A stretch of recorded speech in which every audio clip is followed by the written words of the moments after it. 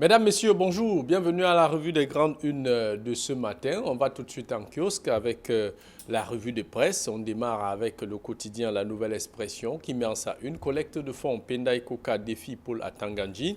Dans un communiqué rendu public ce 8 avril 2020, le président du Management Committee invite les bonnes volontés à poursuivre la campagne de collecte de fonds initiée par Maurice Kamto pour voler au secours des Camerounais victimes du Covid-19.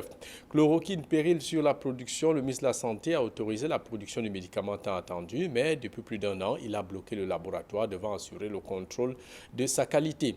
Coronavirus Amnesty interpelle les États africains. L'ONG note que l'État du Cameroun n'a pas respecté le droit à la santé. Les conflits ne font qu'aggraver la situation dans les régions anglophones.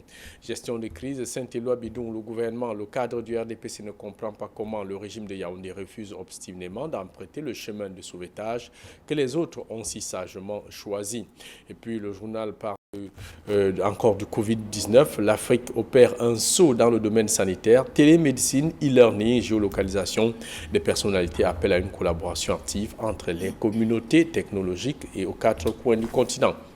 Le même campage international, le journal revient sur l'Afrique du Sud, qui est d'ailleurs classée en tête des pays africains les plus contaminés. Eh bien, la ministre sud-africaine des Communications, Stella Dabeni Abrahams, a été suspendue par le président Cyril Ramaphosa pour avoir enfreint les règles de confinement en vigueur dans son pays depuis le 27 mars. Elle s'est retrouvée avec des amis à une fête et du coup, on lui reproche ce comportement qui est jugé inapproprié au moment où la population souffre de confinement.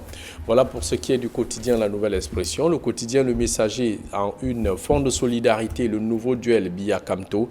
Malgré la suspension de l'appel à générosité publique, la résistance au hold-up électoral sur le champ politico-humanitaire semble donner du galon supplémentaire au leader du MRC. Puis l'éducation, la rumeur modifie le calendrier scolaire. Peur sur Kribi, avec ce litige cette dispute qui a opposé un promoteur immobilier dans la ville de Kribi, au point où une arme à feu en est sortie. Et puis Covid-19, les mesures du gouvernement testées inactives ancrées dans la spirale des vieilles habitudes, les populations peinent à les mettre en pratique, écrit au quotidien Le Messager. Le journal Mutation met en sa une population autochtone, le décret de la discorde, les communautés Banyeli et Banto attaquent en justice un acte du chef de l'État. Question de préserver les forêts en voie d'être cédées à une société agro-industrielle. Rentrée scolaire, son de cloches discordantes. De même que le coronavirus, les blues des artistes avec ces morceaux qui sortent en cascade, évidemment, pour sensibiliser les populations sur le coronavirus. Lutte contre le Covid-19. La classe politique fait front en s'alignant sur les mesures mises en œuvre par le gouvernement pour éradiquer la pandémie. La plupart des leaders politiques se déploient en outre sur le terrain pour apporter leur appui aux populations sans distinction des chapelles politiques. Article que vous lirez en page 2 et 3 du quotidien Cameroun Tribune. Le quotidien de l'économie met en sa une lutte contre le Covid-19. Les mairies appelées à la rescousse rendues au stade actuel de la pandémie, ils ont un rôle important à jouer pour ralentir la vitesse de propagation du virus. De même que le journal parle aussi du cours audio télévisé. Les zones rurales absentes, Covid-19, près de 4000 entreprises en attente d'indemnisation dans des différentes entreprises, écrit le journal financier d'Afrique. L'endettement du Cameroun sous contrôle avec un encours estimé à 8 424 milliards de francs CFA au 31 décembre 2019. La dette du pays ne représente que 37,3% du PIB. Flambée des prix des produits associés au Covid-19, il y a une véritable inflation, note le journal. Voilà pour ce qui est donc de la revue de presse des journaux parus en kiosque ce matin. Place à présent aux invités du jeudi, évidemment. Camille et bonjour et bienvenue à la revue des grandes unes avec évidemment l'actualité qui vous a le plus marqué. Jean-Paul Chounet, bonjour. Bonjour Guy Hervé-Fongan. Vous n'avez pas votre chapeau aujourd'hui. Bonjour téléspectateurs d'Equinox Télévision et notamment ceux de la revue des grandes unes. L'actualité qui m'a le plus marqué, il est vrai que la grande actualité c'est le coronavirus, mais celle qui m'a beaucoup marqué c'est un Fox qui a été publié hier par un journal et qui est relayé en cascade dans les réseaux sociaux parlant du gouverneur Midjiawa Bakari, que l'on dit en fuite à Paris, alors qu'il s'est trouvé en France. Recoupement fait, il est trouvé en France avec la permission du chef de l'État pour aller faire un bilan. Il est revenu de ce bilan. Il a respecté la quarantaine obligatoire pour tous ceux qui reviennent, sans tambour ni trompette, pour protéger sa famille, pour protéger les autres, pour protéger les Camerounais. Et malgré cela, il y a un collectif d'individus qui s'est présenté, qui a signé cet article comme étant des déçus du RDPC, du Mayo Kané, du Diamari et du Mayo Sava, en disant que M. Midjiawa Bakari est en fuite à Paris, il a détourné de l'argent, il a volé de l'argent, il a détourné de l'argent de la route. Vraiment, ce genre de stratégie au moment où le plus important, c'est la lutte contre le coronavirus, c'est la lutte de l'union sacrée, comme a dit la nouvelle expression dans un journal de tous les Camerounais contre cela, c'est quand même assez notable. Guy Fongam, bonjour et bienvenue à la revue des Grandes Unes. Bonjour Jean-Paul et bonjour aux nombreux téléspectateurs du monde entier qui regardent avec beaucoup de plaisir la revue des Unes qualitatives qui paraissent au Cameroun. Alors moi je voulais d'entrée de jeu avoir une pensée pour les chrétiens catholiques du monde qui sont en plein dans le Triduum pascal. Et donc on est Jésus Saint. Mais qui ne peuvent pas se rendre dans les lieux de culte. Malheureusement, et qui dimanche vont célébrer la Pâque d'une manière assez spéciale, parce qu'il faut quand même rappeler, on ne le dit pas assez, ça va faire un siècle à nouveau que les chrétiens catholiques célèbrent la Pâque de manière assez bizarre. Parce qu'en 2020, on parle du coronavirus. Il faut quand même rappeler qu'en 1920, on parlait de la grippe espagnole. Et en 1720, c'est la peste de Marseille. On a eu en 1320 la peste. Donc il y a comme ça tous les 100 ans. C'est quoi cette année 20? Il y a tous les 100 ans comme ça, tous les siècles, une maladie, une pandémie qui apparaît et qui terrorise le monde entier. Donc ce siècle à nouveau, les chrétiens du monde entier vont célébrer de manière assez atypique la Pâque avec cette pandémie qui traumatise le monde entier. Donc bonne fête aux chrétiens du monde entier, bon Triduum pascal et bonne semaine de Sainte. Alors moi j'ai été marqué par la sortie du ministre du Travail, Grégoire Ona, qui a pris sur lui de s'attaquer frontalement à ceux qui ont initié des collectes pour aider l'État à lutter contre cette pandémie. J'étais très inconfortable par sa posture et sa démarche. Vous avez sans doute suivi cette sortie comme moi, dans laquelle il demandait notamment au MRC et au PCRN qui n'ont pas qualité pour opérer ce type de collecte et que tout est centralisé par le gouvernement. Moi, ce qui me gêne, c'est qu'il y a des situations précises où on attend le ministre du Travail. Jusqu'ici, depuis que cette pandémie a commencé, on n'a pas encore les réponses du ministère du Travail au problème des travailleurs pour accompagner le confinement qui est en cours. On ne sait pas ce qui est prévu, c'est ce qui est fait. Et moi, j'aurais aimé que le ministre réagisse et nous dise exactement ce que le ministre du Travail a prévu pour accompagner ce confinement, à la fois pour le secteur formel et pour le secteur informel. Et encore il est annoncé pour le 14 avril, c'est-à-dire dans quelques jours, une grève de l'ANACOM. C'est le laboratoire national de contrôle de qualité des médicaments et d'expertise qui, depuis 3 mois, sont sans salaire. Il faut préciser que c'est ce laboratoire-là qui a l'expertise requise pour contrôler la qualité de la chloroquine qui est censée être fabriquée par le ministre. Et donc, il y a des réponses comme celle-là que le peuple attend du ministre de la Santé, et non de le voir dans une guerre frontale avec ceux qui... ministre du Travail. Oui, le ministre du Travail, et non de le voir dans une guerre frontale contre ceux qui ont pour unique intention, à mon sens, de nous aider à sortir de cette pandémie-là. Et donc, je continue à espérer que d'ici les heures et les jours qui arrivent, on aura de manière concrète et précise une réponse du ministère du Travail pour accompagner les travailleurs qui, depuis un mois déjà, sont dans une situation assez délicate et qui souffrent le martyre depuis que cette pandémie a commencé. Guy Fonga, vous gardez la parole. La une du quotidien La Nouvelle Expression, de même que le Messager, parle de cette bataille autour de fonds de solidarité. Comment peut-on comprendre que le pouvoir et le MRC en soient dans cette bataille alors que les Camerounais ont besoin des moyens nécessaires pour lutter contre cette pandémie qui crée une véritable psychose au sein de la population? C'est le drame de notre pays où on a réussi malheureusement à tout politiser et à tout... et à vouloir tout ramener sur la sphère et le terrain politique. Voyez-vous, on est dans une pandémie qui est en train de décimer le monde entier et on a l'impression que l'État est impuissant au regard des moyens déployés pour et la fois confiner les populations et combattre la pandémie. Je rappelais ici il y a quelques jours que la Côte d'Ivoire, pour combattre le Covid, est à 1795 milliards de francs. Le Sénégal est à 100 milliards. Le Sénégal est à 100 milliards de francs. 1000 milliards. Oui, milliards. Et la RDC était à 100 milliards justement. Et le Niger, qui est un pays désertique, était à 595. On a mis 1 milliard dans la cagnotte. Donc, on ne peut pas, au regard de tout ça, observer qu'on a l'impression que les Camerounais sont abandonnés à eux-mêmes. Et donc, il est, en mon sens, de bon temps que les Camerounais se mobilisent pour essayer de se prendre en charge eux-mêmes. Et c'est ce qu'ils sont en train de faire. Et donc, on devrait pouvoir accompagner ce type d'initiative et non les combattre, comme je le vois avec à la fois le ministre Rigaona et à la fois Tangandi. Je pense que c'est assez déplorable et maladroit. On devrait plutôt avoir encouragé ce type d'initiative parce qu'on nous rappelle subitement la loi de 1983 sur l'appel à la générosité publique, dont il faut dire que le décret d'application reste encore attendu.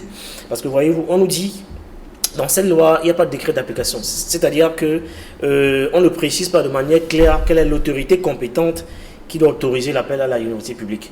C'est exactement comme la loi 2006 sur la déclaration des biens, qui pour le cas d'espèce n'a pas le décret d'application. On a beaucoup de lois comme ça. C'est vrai pour la publicité également. Et quand matin, on va demander à quelqu'un de déclarer ses biens. D'application. Et je pense qu'il est totalement, j'allais dire, inadmissible, incompréhensible qu'on s'oppose à une initiative assez louable comme cela. Je me souviens qu'il y a quelques années, le chef de l'État a souvent demandé aux Camerounais: ne vous demandez pas ce que le Cameroun a fait pour vous, mais posez-vous la question de ce que vous avez fait pour le Cameroun. Et on voit bien que les Camerounais semblent avoir compris ça. Ils décident de se prendre en charge pour lutter contre cette pandémie et ils sont combattus par le. Je trouve que c'est totalement inadmissible et inconcevable. Et moi, ça me rappelle, j'ai eu beaucoup de plaisir. Je crois que c'est la réponse d'Albert Zongan qui faisait remarquer que dans sa sortie d'il y a quelques heures, que quand votre maison brûle, vous ne choisissez pas ceux qui vont venir éteindre l'incendie.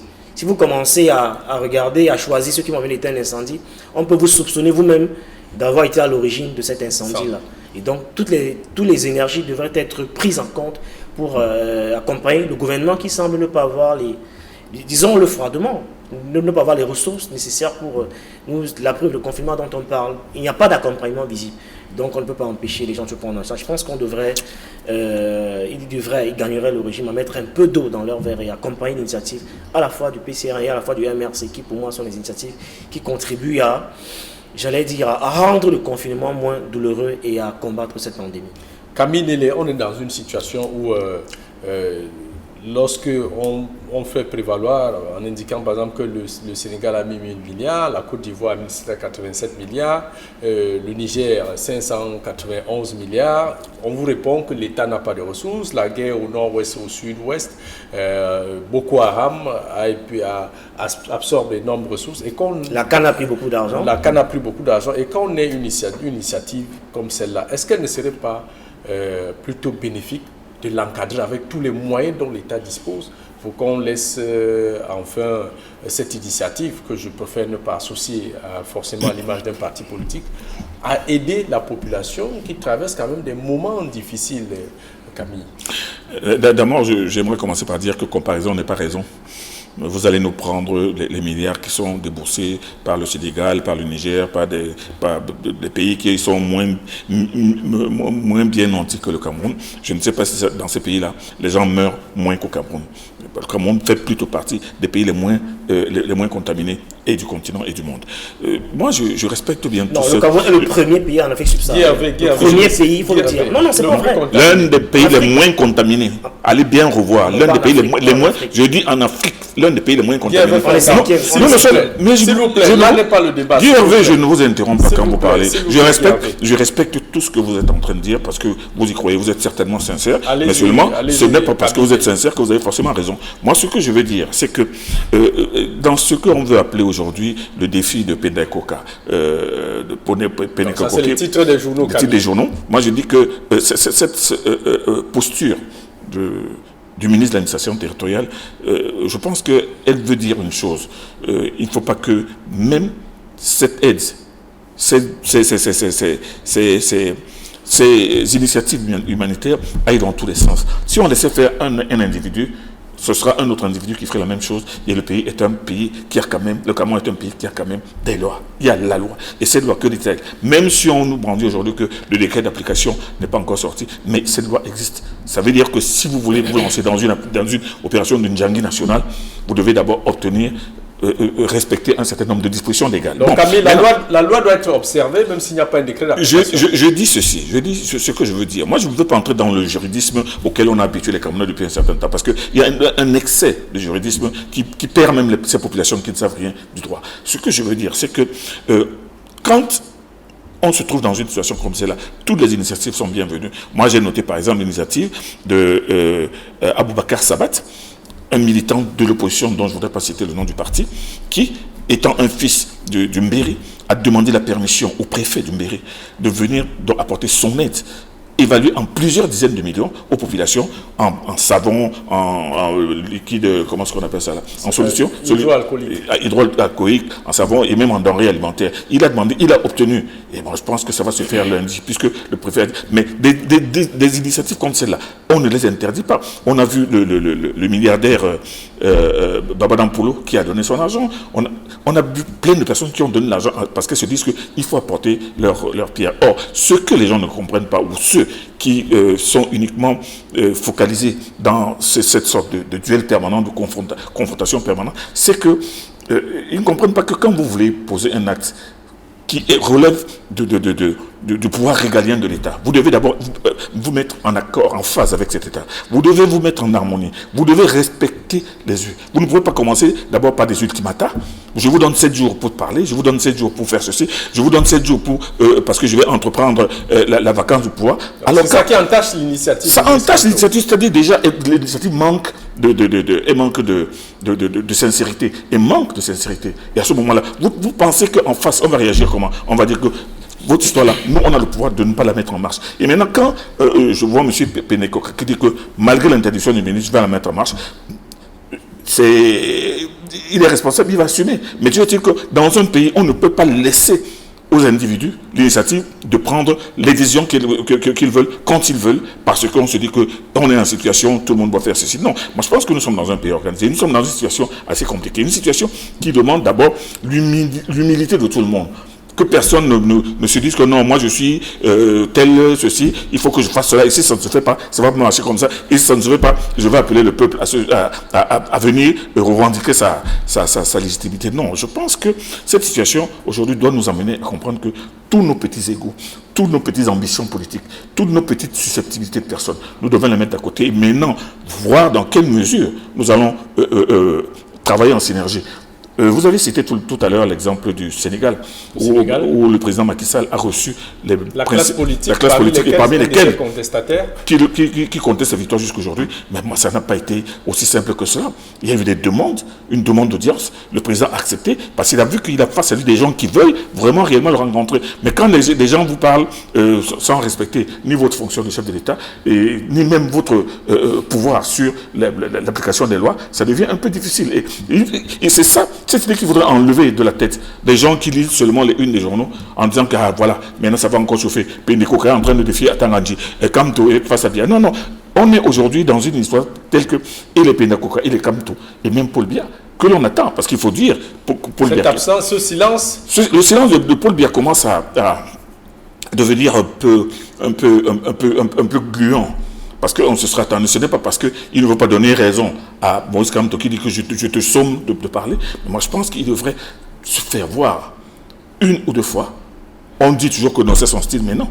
Là, la situation est tellement grave qu'on a besoin, le peuple camerounais a tout de même besoin de le voir ou de l'entendre dire quelque chose, même dire quelque chose. Il est vrai que son gouvernement est en train de travailler, et son gouvernement travaille tellement bien que les chiffres ne sont pas aussi apocalyptiques que dans d'autres pays voisins, où on n'a plus d'argent. Et ce n'est pas parce qu'on parle de 1 milliard vous ne savez pas quelles autres sommes sont en train d'être ajoutées justement pour lutter contre ce coronavirus, pour lequel d'ailleurs, parce qu'on parle du ministre de la Santé qui est en train d'ouvrir de nouveaux cadres pour accueillir les malades. Mais dans ces cadres, il faudra des respirateurs artificiels, il faudra des lits, il faudra des couvertures, il faudrait même un personnel. Il y a toute une batterie de choses qui vont demander de l'argent. Donc moi, je pense qu'il ne faut pas rester toujours dans la caricature et dans le populisme pour dire que non, on va faire ci, on veut faire ça, on nous interdit de faire ça. Non, on n'en est pas là aujourd'hui. On en est au coronavirus qui est un problème global, un problème national, qui est un problème mondial que chaque pays gère avec ses moyens. C'est ce que je veux dire. Vous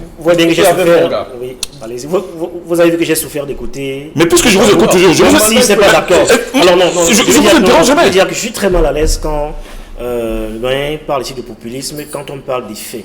J'ai envie de dire que quand on parle d'émission du gouvernement, ce n'est pas une vue de l'esprit. Je viens de vous dire à l'entame de ce programme que le laboratoire de contrôle de qualité et des médicaments et d'expertise de l'ANACOM est en grève depuis 3 mois. Le personne n'a pas de salaire. Le dire, ce n'est pas du populisme, c'est de la vérité. Et c'est ce laboratoire qui a l'expertise. Et pourquoi depuis 3 mois seulement? Et pourquoi depuis 3 mois seulement? Et il menace de faire ici le 14 avril auprès devant le ministère. C'est pas. En tout cas, le dit, c'est pas du populisme. La deuxième chose que je voulais dire, je voudrais simplement dire qu'on devrait. Ce n'est pas de vos propos forcément que Camille ne l'a dit que vous faites. On devrait être capable de tirer des leçons en toute situation. Voilà un parti politique dont on a déclaré la mort après sa non-participation aux récentes élections législatives et municipales. Que le parti a disparu. Il veut donc exister.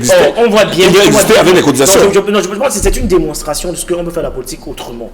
On a un parti qui, même n'ayant pas d'élu, prend sur lui de se soucier de l'amélioration des conditions de vie des populations et de leur devenir. Pour ça, il faut, moi, je veux dire que, quel que soit notre bord politique, on devrait au moins saluer et apprécier ça. Et puis, la troisième chose que je voulais dire, à travers cette mobilisation, où les gens semblent s'être levés comme un seul homme, eh bien, on devrait comprendre que les Camerounais de tous bords, y compris ceux de la diaspora qui ont été longtemps diabolisés, on voit bien que ceux-là, ils aiment leur pays, ils aiment le Cameroun, et qu'ils ont l'expertise dans tous les domaines précis. Et c'est ceux-là qui sont en train de remplir la cagnotte de cette levée de fonds, qui se soucient de l'éradication de cette pandémie dans notre pays. On voit bien qu'à travers ce type d'initiative, les Camerounais qu'on a souvent diabolisés, mais malheureusement, ils aiment leur pays et on ne Comme on dit, leur nombril est hanté. Voilà. Donc on comprend bien qu'on nous a raconté des histoires et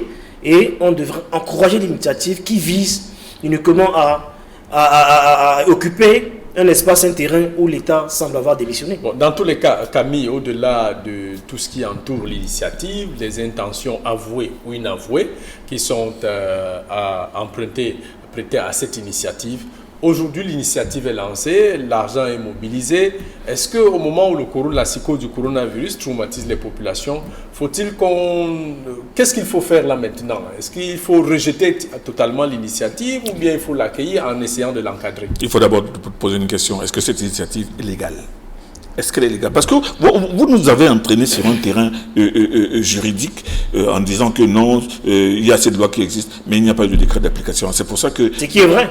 Mais ça veut donc dire que vous pouvez vous permettre de cotiser de l'argent, de ramasser de l'argent des gens, et des gens déjà qui sont confinés à la maison, et vous leur dites... Non, si on décide de convoquer une loi, eh bien, il faut qu'on soit légalé jusqu'au bout. Oui, mais... Parce qu'il faut quand même rappeler que la loi qui est convoquée, celle du 21 juillet 83, pour empêcher la collecte de fonds, et bien cette loi, vous l'avez dit, elle existe oui ou non? Elle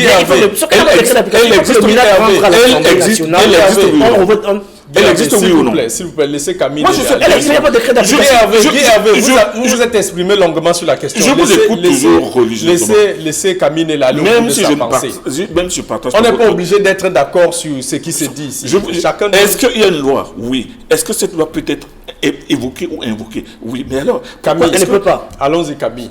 C'est pour ça que je dis. Mais dans ce cas, vous irez là où vous voulez pour démontrer qu'elle ne peut pas être invoquée. Mais toujours est-il que le gouvernement est en train de faire déjà beaucoup de choses. Des choses, on ne peut pas dire que le gouvernement ne fait rien. On ne peut pas dire que les mesures qui sont prises aussi bien par le gouvernement que par les Camerounais ne font pas reculer le mal, ou plutôt ne donnent pas Une réponse, une solution. Réponse. Il y a une réponse. La réponse est que de plus en plus, les personnes sont conscientes de la dangerosité de ce virus. Vous voyez de plus en plus de gens avec leur masque. Voici le mien, vous avez le vôtre. Donc, tout le monde, nous essayons d'appliquer les mesures barrages. Nous essayons de faire ce que nous pouvons. Et le Cameroun essaie de faire ce qu'il peut. Arrêtez d'aller toujours chercher la petite bête, parce que quand vous allez regarder, par exemple, à la une du Messager, vous verrez que non, le duel de la résistance au hold-up électoral pour dire non, attendez, arrêtez ça. L'initiative de rassembler de l'argent de faire cotiser de l'argent, de faire un djangui national pour aider les victimes, c'est pas une mauvaise chose. Mais maintenant, est-ce que la loi le permet? Non, en l'état. Alors, si déjà nous sommes d'accord sur ce plan, je ne sais pas pourquoi nous allons nous perdre dans des débats sémantiques. Je vous pose cette question du quotidien Le Messager, oui, qui dit que vaut la légalité par rapport à la perte d'une vie humaine? C'est une question qui est tout simplement, elle est maligne. Elle est maligne, mais donc vous allez me dire que si, par exemple, quelqu'un est sur le point de se jeter... En tout cas, l'incendie dont parlait Guy Fonga. Non, c'est quelqu'un... On ne choisit pas les gens qui vont éteindre le feu quand vous avez un incendie chez vous. Mais il y a des gens qui ne viendront pas. Il y a des gens qui ne viendront pas. Il y a aussi des gens qui ne viendront pas en disant que moi, je n'éteins pas le feu là. Moi, ce que je veux dire, c'est que... Il y a une question de solidarité nationale. Il y a une question de droit aussi. Il y a une question d'autorité de l'État. Il y a une question de pouvoir régalien de l'État. Et c'est de cela qu'il est question. On ne va pas dire que non. Même si la loi ou l'État dit que rien ne va se faire, nous on va faire parce qu'il s'agit de la vie des populations. Jusqu'à présent, ce ne sont pas ces cotisations-là qui ont permis aux gens de trouver leur compte et d'être pris en charge. Moi je pense qu'il faut même faire preuve d'humilité. Il faut faire d'humanisme et non enrober des considérations politiques derrière un verbiage de sollicitude qui peut-être ne dit pas exactement ou bien se cache toujours derrière le combat pour le hold-up électoral. Moi, je dis que, et beaucoup de gens pensent comme moi, que là où on a besoin de tout le monde. La nouvelle expression, je le relève, a parlé tout à l'heure de l'union sacrée nécessaire qui doit exister entre les Camerounais, mais cette union sacrée doit se faire dans la sincérité et non dans les ukases, et non dans les invectives, et non dans la confrontation permanente. Moi, je pense que c'est ça aussi qui va permettre. Vous savez, j'ai lu un texte de quelqu'un qui a dit que le petit coronavirus a même mis fin aux campagnes électorales. Il a mis fin aux grands matchs de football. Il a mis fin pour démontrer que nous sommes tout petits et que nous devons, nous tous nous consacrer à la lutte contre le coronavirus. Moi, je ne vois pas pourquoi nous sommes en train de perdre du temps avec un débat de juridisme juridique jusqu'au boutiste qui va nous mener on ne sait trop où.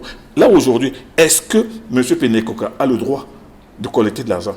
Le ministre de l'administration territoriale, qui est responsable de ça, dit non.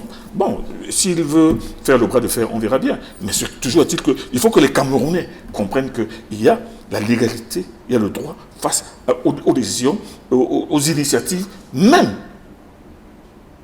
de bonne foi, même de nécessaires, mais la loi doit prévaloir. Ces initiatives sont en dessous de la loi.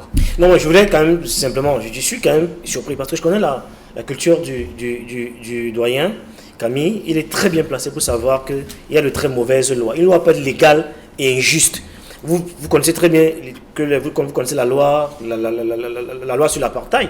Elle était une loi légale, mais elle était injuste. Vous comprenez la loi sur le racisme avec la famille histoire de Rosa Parks. Donc il y a de mauvaises lois. La loi peut être, on peut être dans la légalité, mais injuste. Eh bien, il revient Et de ce cas, il faut braver cette loi. Il revient aux hommes de braver cette loi et de montrer les limites face à l'injustice sociale que cette loi crée. Il y a de mauvaises lois. Je vous ai parlé de la loi sur l'apartheid, la loi sur le racisme. Et pour le cas d'espèce, c'est quand on nous ramène sur un débat juridique. C'est le MINED qui nous a sorti une loi de 83. Ils sont allés faire de l'archéologie en nous déterrant une loi de 83 que tout le monde avait oublié. Eh bien, s'il a voulu qu'on en parle, eh bien on va en parler. pour lui rappeler que c'est dans le décret d'application. Il avait peut-être oublié également. Et donc, vous voyez bien que c'est le MINAT qui nous ramène sur un terrain juridique en faisant cette archéologie. On l'avait oublié tous. Et bien, si vous essayez d'être légaliste, allez-y jusqu'au bout.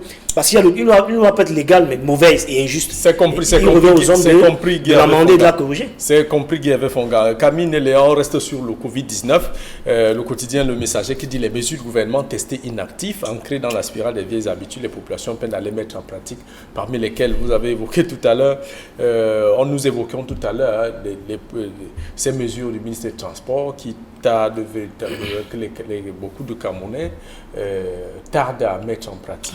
Moi, c'est avec beaucoup d'admiration que beaucoup de Camerounais ont accueilli les mesures initiées par le ministre des Transports, à savoir, non seulement, vous avez vu la réduction des transports, des bus de transport, la réduction du nombre de passagers à bord. De passagers, même dans les taxis. Je peux vous dire aujourd'hui que les passagers respectent ça aussi à Douala, même sur les motos. Bon, ce sont des mesures extraordinaires. On a vu un journal quand même titré que ces mesures sont attacatoires pour la provocation. Faites-en ce que vous voulez, mais toujours est-il que monter dans un taxi, vous verrez rarement des taxis qui sont en train de prendre 4 personnes. Et vous verrez la dernière mesure du ministre des Transports, c'est que quand vous entrez dans un bus, vous portez des masques et tout ça. Or, ça, ce sont des mesures admirables et qui entrent dans le combat même des mesures barrières. Mais moi, j'ai été étonné, comme beaucoup de gens, de dire que dans un journal paru hier, on estime que certains ministres estiment que ces mesures sont provocatrices, les mesures du ministre Ngalébé sont provocatrices et même contre-productives. Comment peut-on dire cela alors que ce combat-là, alors que ces mesures sont des mesures qui vont dans le sens de la protection des populations et même des responsables la propagation du virus. Donc moi, je dis donc aujourd'hui, nous nous trouvons dans une situation dans laquelle, quelle que soit la bonne volonté des uns et des autres, on estime toujours que... Non, mais la dernière mesure pour terminer, vous avez vu comment le ministre Ngalébé a désamorcé la grève des transporteurs qui menaçaient de gréver. Il les a rassemblés, il a pris la peine de quitter, de venir rencontrer à Douala et certainement de leur dire des choses qui l'ont donné. Qui les a calmés. Qui les a calmés. La preuve, il n'y a pas eu de grève. Non, je voudrais dire que je comprends pas cet enthousiasme. On est encore pour le cas d'espèce dans les effets d'annonce. Voyez-vous, j'ai souvent dit que le Cameroun c'est un paradis dans ces textes, mais un enfer dans les applications. Et s'il n'y a pas de mesure d'accompagnement, quel est l'intérêt de demander à un bus de 70 places de porter 50 personnes, alors que le passager qui payait 3 000 va payer 5 000 désormais? On ne règle aucun problème. Le prix du carburant n'a pas baissé. Le passager paye 2 fois plus cher qu'avant. C'est valable pour le taxi et pour la moto. Donc il faut les mesures d'accompagnement. On ne règle aucun problème en faisant ça. Sinon, c'est les effets d'annonce. Si vous payez les 2 fois plus cher désormais et que vous êtes à 50 dans le bus, on n'a réglé aucun problème. Si vous avez vu les annonceurs, on est en train de sacrifier les citoyens. Il faut baisser le prix du carburant, c'est ce qu'ils ont demandé. Oui, mais cher monsieur, s'il vous plaît, on risque d'être coupé brutalement et ça sera très désagréable. Mesdames, messieurs, nous sommes arrivés au terme de cette édition de la Revue des Grandes Unes. Certainement, si demain n'est pas férié, on aura l'occasion de continuer ce débat avec vous, évidemment, Camille Nélé et Georges Sémé. C'était tout pour cette édition de la Revue des Grandes Unes. Restez scotchés sur les programmes d'Equinox Télévision.